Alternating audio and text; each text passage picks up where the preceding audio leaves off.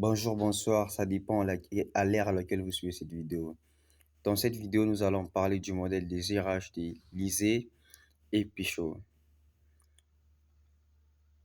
Dans cette fichier, nous allons découvrir les modèles de gestion des ressources humaines proposés par Lisée et Pichot, des auteurs incontournables dans leur domaine du management des organisations. Premièrement, les concepts du modèle. Lisée et Pichot s'intéressent à la manière dont les entreprises gèrent leurs ressources humaines en tenant compte de leur environnement, de leur stratégie et de leur culture organisationnelle. Leur modèle permet de comprendre les logiques sociales en jeu dans les politiques RH.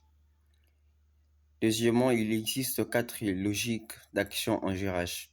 Les modèles, les modèles reposent sur quatre logiques d'action qui coexistent dans toute politique GRH. Premièrement, logique marchande.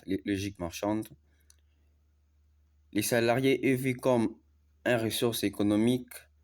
On parle ici des coûts de productivité, performance, exemple rémunération à la performance, contrat préciaire.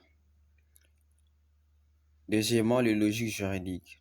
La relation de travail est encadrée par les droits du travail.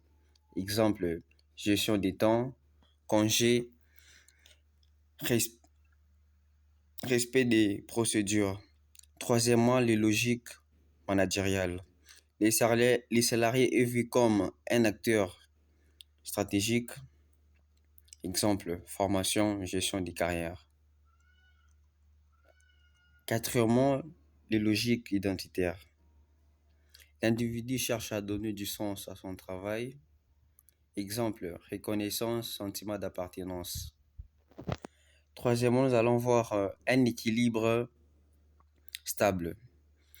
Ces logiques peuvent être complémentaires, mais aussi contradictoires. Par exemple, une logique marchande forte peut entrer en conflit avec la logique identitaire.